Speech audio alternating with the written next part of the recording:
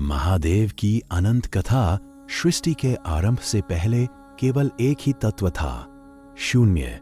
और उसी शून्य से प्रकट हुए महादेव, जिन्हें हम भगवान शिव, भोलेनाथ, शंकर, महाकाल और नटराज जैसे अनेक नामों से जानते हैं। महादेव ना आदि है ना अंत, वे स्वयं में पूर्ण हैं। संहारक भी, रक्षक भी और योगी भी महादेव कैलाश पर्वत पर वास करते हैं। वे राजमहलों के नहीं, बल्कि बर्फीले पर्वतों, श्मशानों और वन प्रदेशों के स्वामी हैं। उनका शरीर भस्म से ढका है, गले में नाग विराजमान है और मस्तक पर चंद्रमा सुशोभित है। उनकी जटाओं से पवित्र गंगा का अवतरण हुआ, जो समस्त पृथ्वी को जीवन देती है।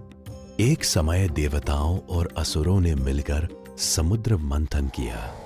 उस मंथन से अनेक अमूल्य रत्न निकले, पर साथ ही निकला हलाहल विष, जो इतना प्रचंड था कि संपूर्ण सृष्टि को नष्ट कर सकता था।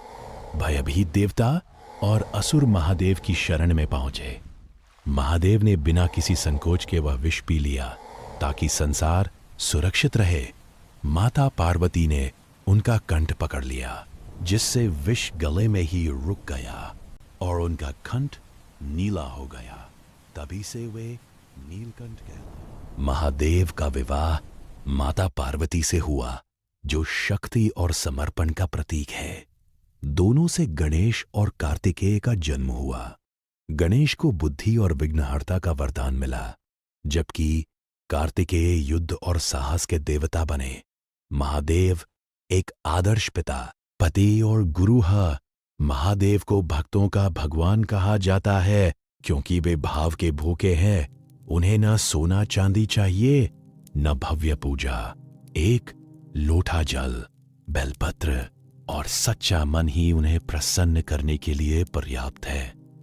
रावण जैसे महान तपस्वी हो या भोला भाला किसान, महादेव सब पर समान कृपा करते हैं।